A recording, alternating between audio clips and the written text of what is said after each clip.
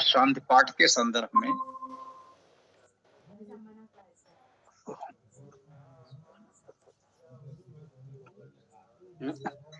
शांति पाठ करते हैं, करना चाहिए। यदि शांति पाठ से आशय एक शांति मंत्र से है, यजुर्वेद अध्याय 36 मंत्र 17 ये मंत्र है जिसे शांति मंत्र के रूप में कहा जाता है, जाना जाता है। ओम द्यो शांति अंतरिक्षम शांति पृथ्वी शांति आपा शांति, ये मंत्र जो है यजुर्वेद अध्याय 36 मंत्र 17 है। तो शांति मंत्र के रूप में इसको कहा जाता है और पाठ किया जाता है। इसमें संपूर्ण प्रकृति के शांति होने, शांतिकर होने, हम सबके लिए शांतिदायक होने की प्रार्थना, सद्भावना, शुभकामना है, ऐसा कह सकते हैं।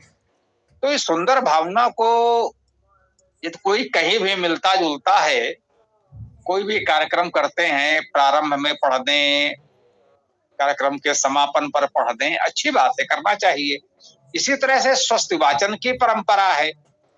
सामवेद का अंतिम सूक्त स्वस्ति वाचन है। भाई सामवेद का ही गायन होता रहा है ऐसे आयोजनों में, और उसमें भी सामवेद का अंतिम सूक्त स्वस्ति वाचन सूक्त है।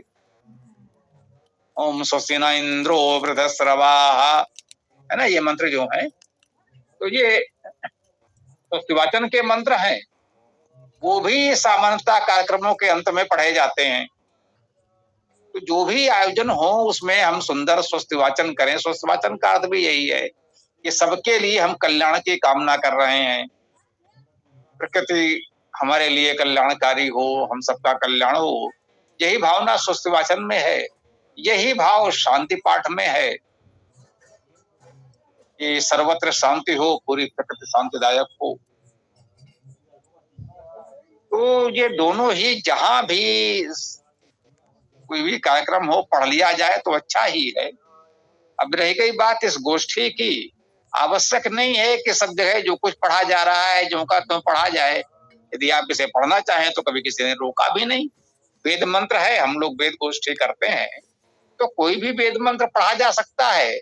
यहाँ पर जैसे वेदाष्टक का पाठ कर लेते हैं, चारों वेदों के प्रथम और अंतिम मंत्र पढ़े जाते हैं, तो उनमें सामवेद का अंतिम मंत्र होने से स्वस्ति वाचन का तो एक मंत्र आ ही जाता है। या कोई अन्य भी वेद मंत्र, वेद सूक्त पढ़ा जा सकता है। तो मुझे लगता है कि वेद पाठ करना महत्वपूर्ण है। कहीं से कुछ भी कर सकते हैं। स्वस्ति वाचन या शांति पाठ करना चाहें तो वो भी कर सकते हैं, अच्छी बात है। इसमें कोई विशेष बात नहीं कि नहीं किया तो कोई अपराध हो गया, ऐसा भी नहीं है। क्यों करते हैं? अरे भाई वेद मंत्र है, अच्छी भावना है, करते हैं तो अच्छी बात है। जी धन्यवाद गुरुदेव।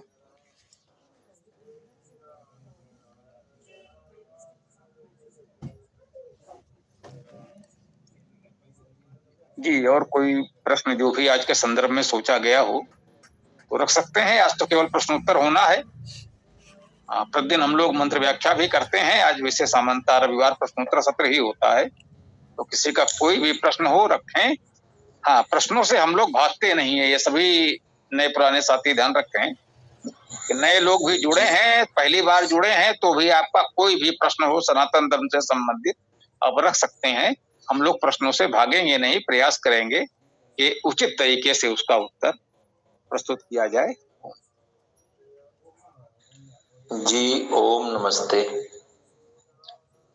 मुझे आज यह जानने को मिला है कि वाल्मीकि रामायण में जब रामचंद्र जी हिरण को मारने गए थे और रावण घर पर आया तो सीता जी बोली कि राम गए हैं जंगल, वहां से कुछ 3-4 पशु का नाम बताए, लास्ट में सूकर का मांस लेकर आएंगे, ऐसा बोले। तो क्या हमने तो पढ़ा नहीं है, एक हम वीडियो देख रहे थे, किसी ने भेजा हमारे को, तो क्या यह सही है कि मांस खाने के लिए लाए थे या ला रहे थे। और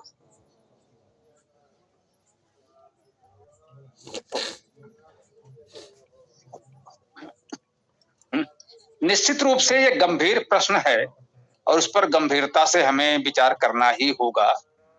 अब एक सुयोग की बात है, क्योंकि हम लोग मुख्य रूप से वेद पर बात करते हैं। वाल्मीकि रामायण हम लोगों के लिए महत्वपूर्ण ग्रंथ है, लेकिन वाल्मीकि रामायण में ऐसा कुछ है ये मैं अभी कह पाने की स्थिति में नहीं हूं। ये वीडियो किसी ने भेजा है तो उसमें ये देखना होगा क्या उन्होंने वाल्मीकि रामायण के श्लोक बताए हैं जिसमें ऐसा कुछ कहा गया हो। यदि श्लोक नहीं बताए हैं फिर तो वो जो कुछ कह रहे हैं उस पर विचार नहीं किया जा सकता। यदि श्लोक लिखे हैं तो निश्चित रूप से हमें विचार करना होगा। जी हाँ, थोड़ा जी बताएं। अब या तो ग्रुप में मैं वीडियो भेज दूं, उसको पूरा देखा जाए। मुझे तो इतना मालूम नहीं है कि मैं दोनों काम निकाल सकूं। मुझे फोन के बारे में ज्यादा जानकारी नहीं है। अगर आप लोग बोलें मैं ग्रुप में वीडियो भेज दूं और कोई महानुभाव निकाल सके देखा जाए। ऐसा है गुरुदेव, अगर संदर्भ मिल जाए तो मेरे पास वाल्मीकि रामायण स्वामी जगदीशानंद सरस्वती का रखा हुआ है, मैं अभी तुरंत देख करके बता सकता हूँ अगर संदर्भ मिल जाए तो। अन्यथा ढूंढना पड़ेगा, समय लगेगा, तो ज्यादा समय हो जाएगा, गोष्ठी का आनंद भी नहीं आएगा। जी धन्यवाद जी। मैं वेद गोष्ठी में डाल रहा हूँ वीडियो को 1 मिनट में।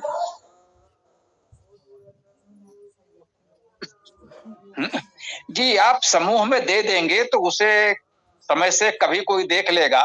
स्वाभाविक है, आज तो उसको देखकर चर्चा संभव नहीं है, उसे लोग कल देख पाएंगे, फिर कल सायंकाल हो सकता है इस पर बात की जा सके। तो वीडियो देखकर तो आज बात नहीं कर पाएंगे।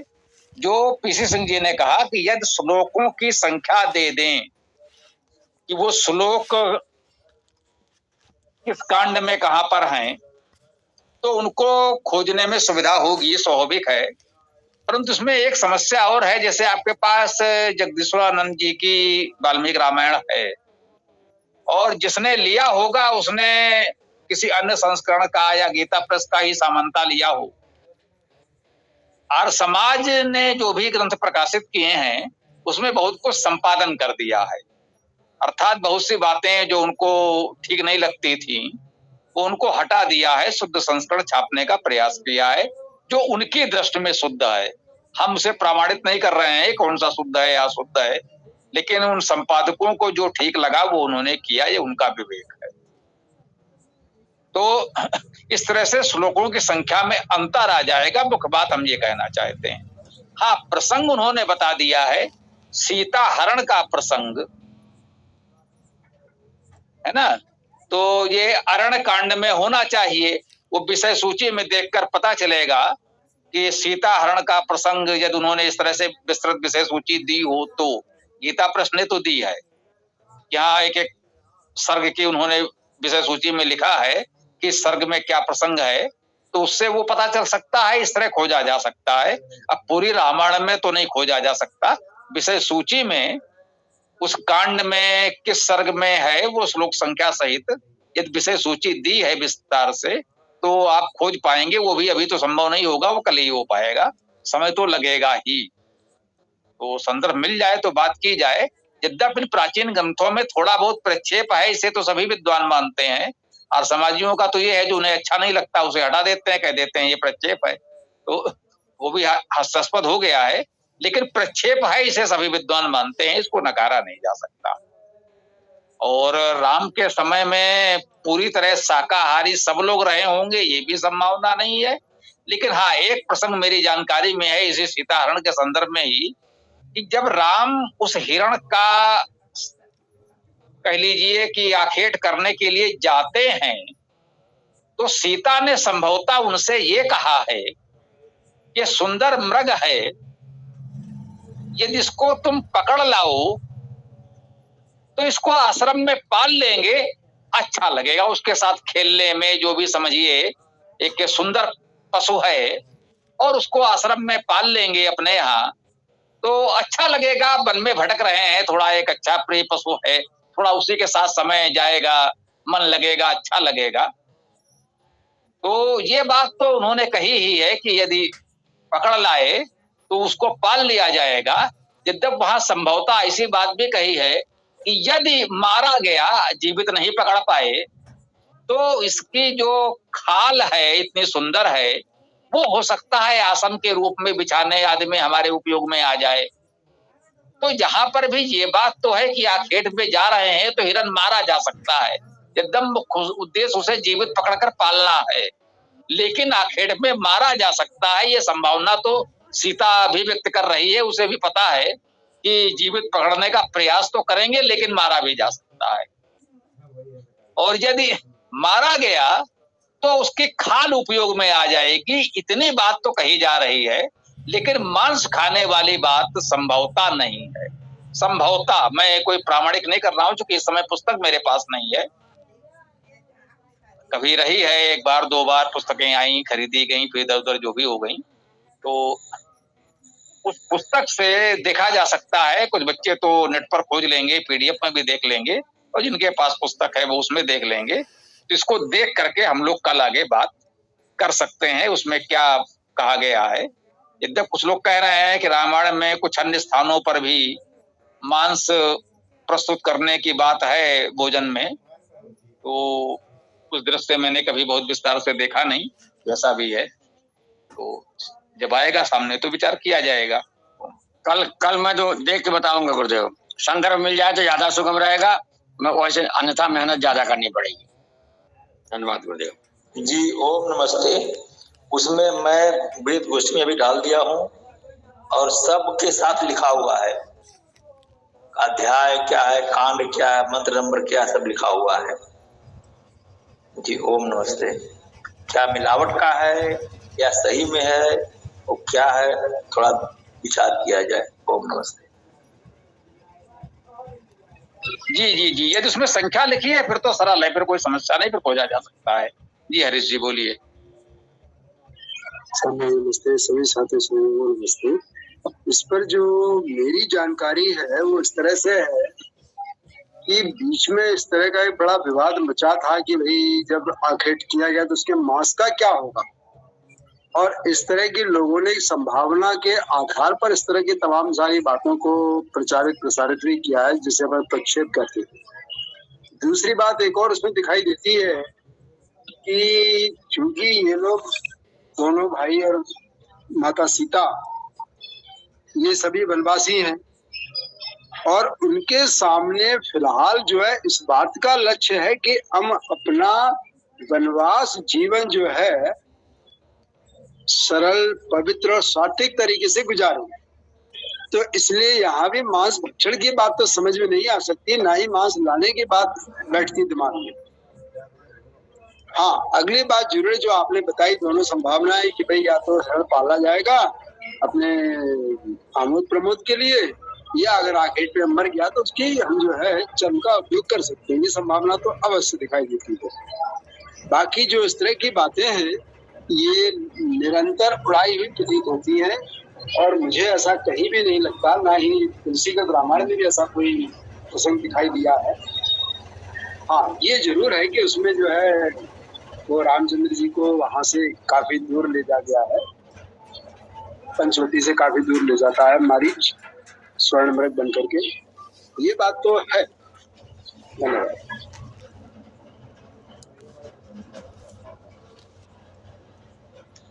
जी ओम नमस्ते। जो मैंने वीडियो डाला है ग्रुप में उसमें इतना ही नहीं है, और साथ में यहाँ तक भी लिखा हुआ है कि जब अश्वमेध यज्ञ हुआ था तो उसमें घोड़े और कई कई पशुओं का नाम लिया है महाराज जी कि ये यहाँ बांधे गए, वहां बांधे गए, तो ऐसा काटा जाए, वैसा काटा जाए, यहाँ काटा जाए, सब लिखा हुआ उसमें। अब वह लोग कपोल कल्पित में जोड़ दिए हैं, और सही में वाल्मीकि रामायण है या क्या है हमें तो नहीं मालूम। ओम नमस्ते। जी, अब इसका एक ही उपाय है कि वाल्मीकि रामायण को लेकर देखें, उसका अध्ययन करें, उसमें क्या मिलता है फिर उस पर बात की जा सकती है। जैसे मैंने कहा ना, वार समाज तो एक सिरे से कह देगा जो भी उनको ठीक नहीं लगेगा, बोले ये प्रक्षेप है। तो हम कह सकते हैं कि इतने को न लेकर के थोड़ा विवेक पूर्वक हम उस पर विचार करें तो इतना कर सकते हैं, लेकिन उसके लिए रामायण आपके पास होनी चाहिए और उसको पढ़ने का थोड़ा परिश्रम भी अवश्य करना पड़ेगा। अब आप सब जानते हैं कि अब ये मैं तो नहीं कर सकता, क्योंकि इस सब कार्यों से मैंने विराम ले लिया है अपनी आयु और स्वास्थ्य को देखते हुए। तो आप लोग करें तो अच्छी बात है, फिर हम अपने विचार तो दे सकते हैं जब सामने आएगा तथ्य तो।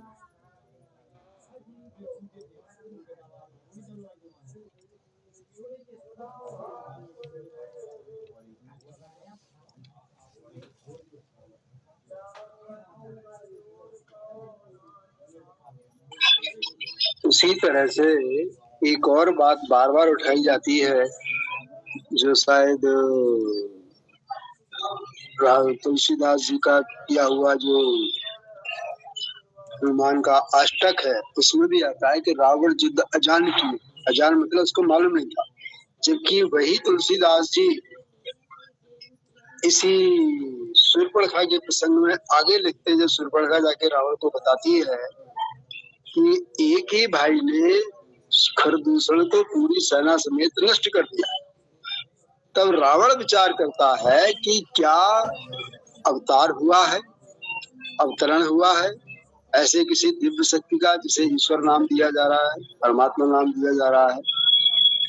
और फिर रावण अंत में सारे निष्कर्ष निकालने के बाद ये कहता है कि मेरे इस शरीर से अब भजन तो होगा नहीं, इसलिए मैं उनके साथ जबरदस्ती जिद पूर्वक बैर करूंगा और अपने आप को इस संसार सागर से पार उतारूंगा। और ठीक यही बात विभीषण जी हनुमान जी को भी कहते हैं कि तामस तनक जो साधन नाही, प्रीत न पद सरोज मन माही। तो ये बातें भी इसी तरह से आ रही हैं। तो ये कहा जाना है कि रावण को मालूम नहीं था, ये बात भी भ्रामक, बल्कि रावण और विभीषण दोनों भाई एक ही बात कह रहे हैं, अलग अलग जगह पर, अलग अलग के सामने।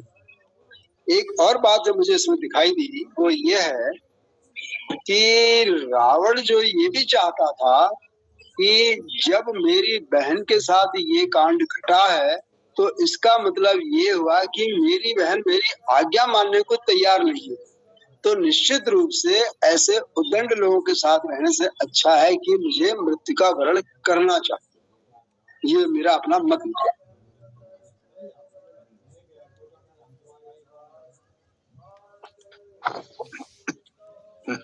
देखिए, ये सारी बातें जो आपने कही वो तुलसीदास की रामचरितमानस पर आधारित है। स्वाभाविक है, इसका न कोई ऐतिहासिक महत्व है न कोई धार्मिक महत्व है। ये तत्कालीन समय के कुछ आस्था, विश्वास, परिकल्पनाएं, जो कुछ वो समाज में फैलाना चाहते थे, थोपना चाहते थे, एक विचारधारा, राम को ईश्वरीय अवतार के रूप में सिद्ध करने का प्रयास, तो वो उन्होंने कल्पना वहां लिख दी है। स्वाभाविक है, वो बातें प्रामाणिक हमारे लिए नहीं हैं। वाल्मीकि रामायण ही राम के चरित्र के लिए प्रमाण है। राम के जीवन काल में कोई घटना किस रूप में घटी, इसका प्रमाण केवल और केवल वाल्मीकि रामायण को माना जाता है। अन्य स्थानीय स्तर पर वो काव्य ग्रंथ हैं, उसमें अनेक कल्पनाएं हैं, तो उन सबको बटोर करके तो राम का ऐतिहासिक चरित्र तय नहीं किया जा सकता। धार्मिक मान्यता तो बहुत दूर की बात है। तो इन बातों पर तो हम लोग बात नहीं कर सकते। तो अच्छा हो कि वाल्मीकि रामायण को देखें और उसी के आधार पर राम की चर्चा हम लोग कर सकते हैं। ओम।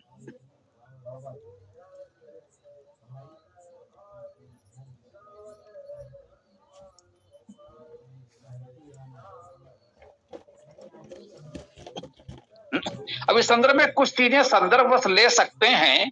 जैसे तुलसीदास के राम एक पत्थर को पैर से छू देते हैं, वो नारी बन जाती है।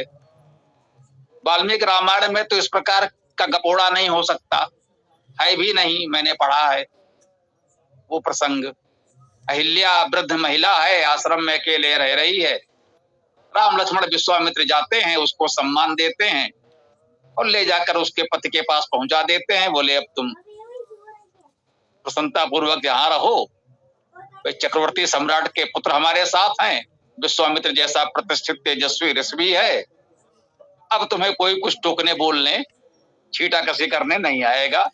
राजा जनक का संरक्षण भी है, बहुत है, हो गया जो कुछ होना था, कभी कोई दुर्घटना हुई होगी अब उसे बोल जाओ।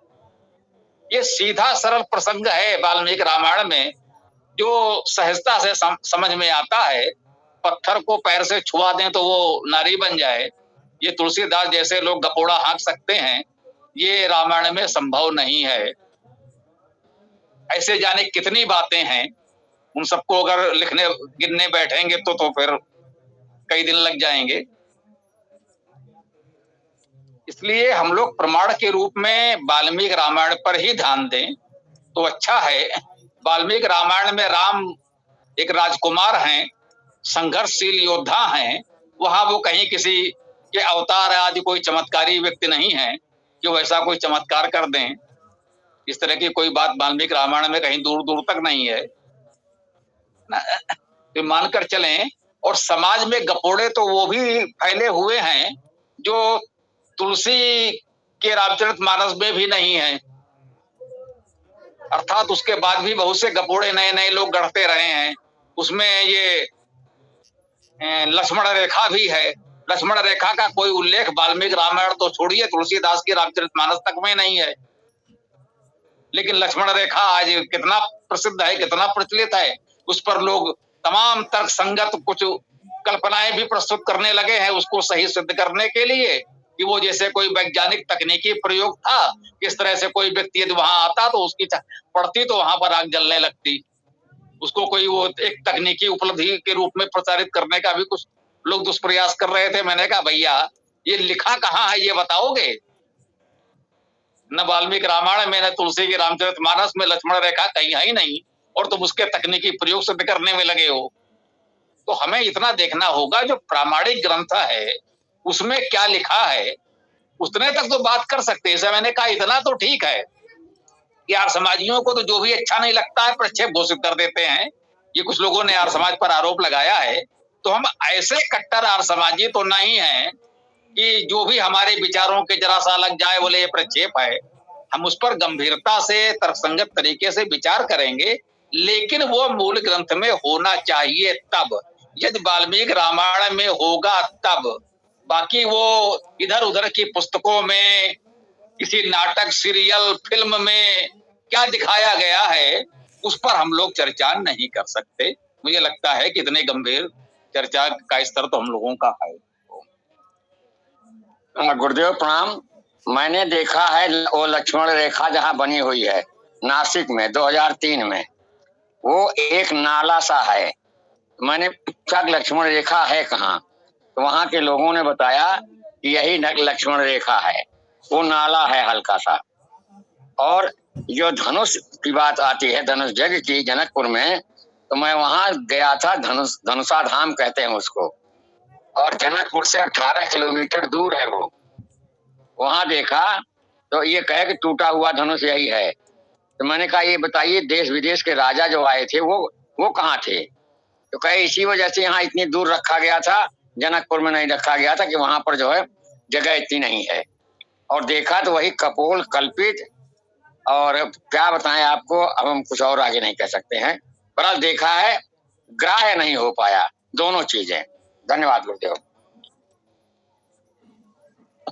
जी। ये पिछले 100-200 वर्षों में ही ये सारे बखेड़े खड़े हुए हैं, इसके पहले ये सब इस तरह की बातें उतनी नहीं हुआ करती थी। मतलब यूं कहें कि तुलसीदास के पश्चात ये सब मुगल कालीन दुष्प्रचार हैं। ये तो स्वाभाविक है कि पहले ये सब कुछ नहीं था, ये थोड़े समय में ही ये बातें आई हैं, इतना तो निश्चित है।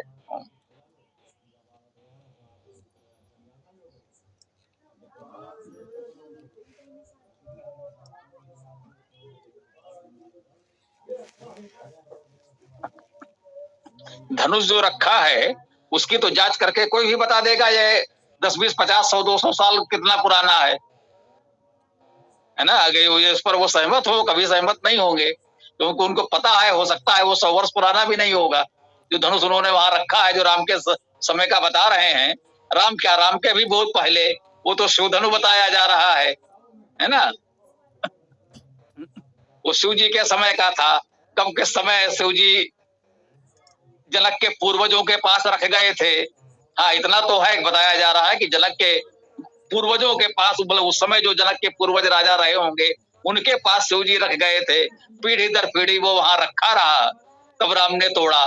तो राम से बहुत पहले जाने कब से वो रखा हुआ था। और आज जो उनके पास धनुष रखा है, यदि उसकी जांच कर ली जाए तो पता चल जाएगा। हो सकता है 10, 20, 50 वर्ष पुराना निकल आए तो बड़ी बात है। हाँ, 100 वर्ष पुराना भी बनना संभव नहीं लगता। गुरुदेव, वो धनुष का आकार बनाया गया है, उस पे घास जमी हुई है थोड़ी थोड़ी सी, जैसे कि दीपावली वगैरह में रंगोली सजाई जाती है, इसी तरह से है वो। न तो हड्डी है वहां पर, हड्डी दधीच की हड्डी से बना था, न यही है कि लकड़ी है, न कुछ समझ में नहीं आता। वो कुछ नहीं है, केवल धनुष का आकार है। लंबाई उसकी होगी लगभग 25 फीट।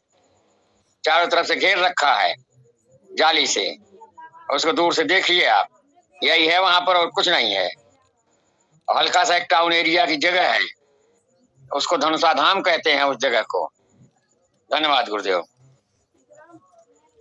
जी जी, अब यही है, लोगों को आकर्षित करने के लिए कि लोग आएंगे, पर्यटन होगा, कुछ चढ़ावा चढ़ेगा, इसके लिए स्थान स्थान पर बना रखे हैं। अब जैसे लवकुश और राम का युद्ध हुआ था, इसका उल्लेख मिलता है, ठीक है भाई, हुआ होगा। अब कहाँ हुआ था, लवकुश का जन्म कहाँ हुआ, उस समय वाल्मीकि का आश्रम कहाँ था, देश भर में जाने कहाँ कहाँ मिल रहा है। हमारे कानपुर में ब्रह्मावर्त में यहीं पर मुख्य रूप से वाल्मीकि का आश्रम यहाँ माना जाता है। और वहां पूरा समझ में आता है, बताते हैं भैया अयोध्या से चले होंगे तो गंगा के उस पार एक क्षेत्र है, उसके उस पार परिहर कहते हैं, मतलब वहीं पर सीता का परिहार हुआ, वहां पर सीता का त्याग करके छोड़ करके लक्ष्मण जी आदि चले गए होंगे। तो वाल्मीकि जी गंगा पार करा के इस पार ले आए, यहाँ उनका आश्रम था। तो अयोध्या से यहाँ छोड़ गए होंगे, ये किसी सीमा तक थोड़ा बहुत समझ में आता है। लेकिन अब पता चला पंजाब में भी एक स्थान है, बताया जा रहा है, यहाँ लवकुश का जन्म हुआ था, यहाँ लवकुश का युद्ध हुआ था। गंगा की बात तो की ही जा रही है, पंजाब में गंगा तो खैर नहीं ही है, लेकिन पंजाब में और नदियां हैं, कोई नदी होगी, कह देंगे नहीं गंगा नहीं, वो तो सतलज के किनारे छोड़ गए थे, तो वहां भी है। इससे विचित्र बात किसी भले मानुष ने हमें बताई कि मणिपुर हो जाने कहा, वो बोले अर्जुन का जो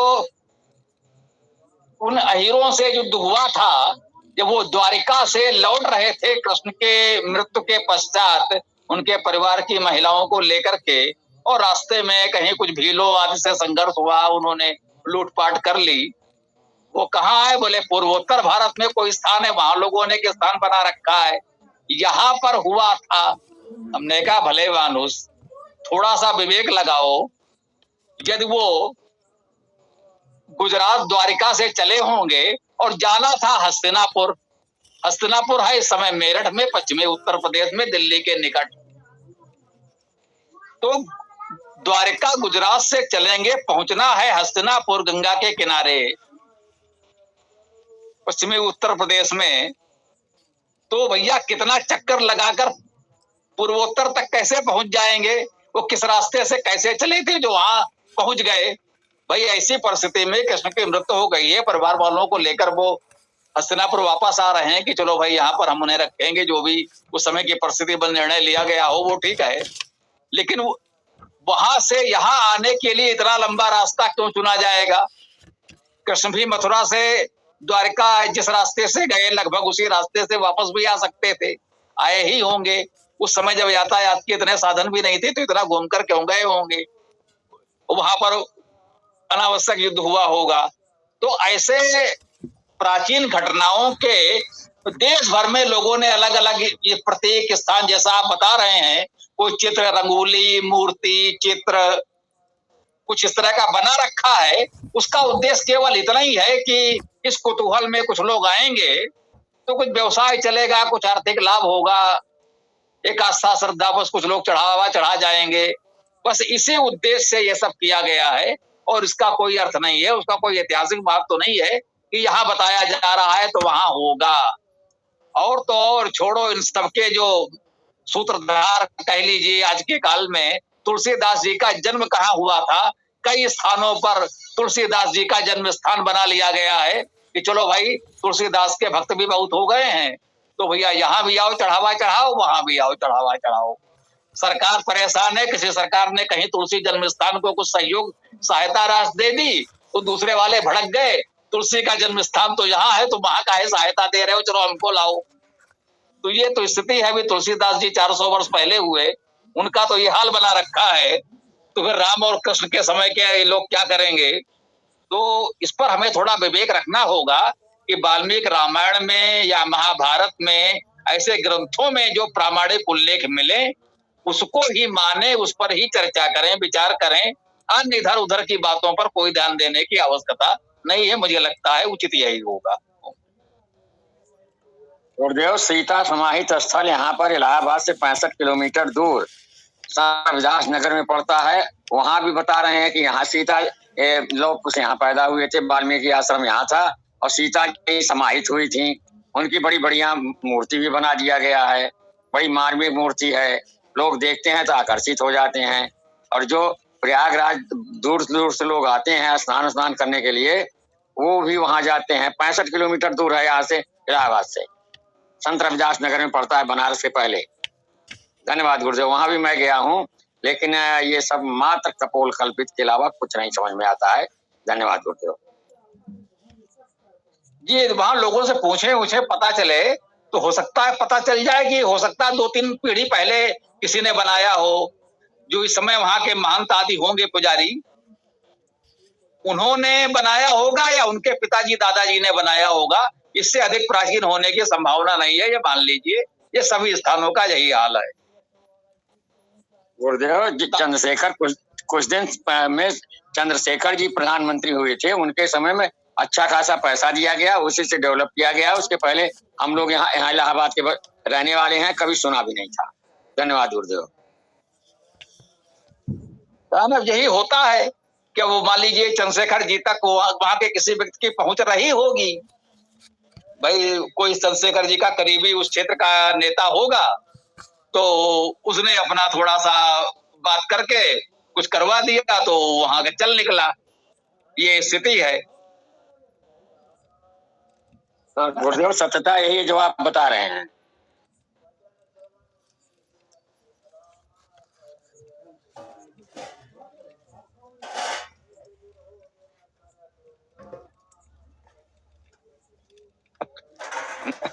एक बात तो तुलसी जन्म स्थान के उस झमेले में सरकार को स्पष्टीकरण देना पड़ा कि भैया वहां भी एक स्थान था, लोगों ने कहा तो हमने एक पर्यटन के विकास के लिए सहयोग दिया है। हम कोई ये प्रमाण पत्र नहीं दे रहे हैं कि तुलसीदास का जन्म स्थान यही है या कहीं और है। वो आप लोग अपना खोजबीन करते रहिए। सरकार को विधिवत स्पष्टीकरण देना पड़ा, सफाई देनी पड़ी कि अच्छे झमेले में फंसे, वहां 2-4 वोट बढ़ेंगे, कहीं और घट जाएंगे। सरकार भी संकट में रहती है ऐसे विषयों में। किसी को प्रसन्न करने के प्रयास में कोई और रुष्ट न हो जाए, ये समस्या तो रहती ही है उनके सामने।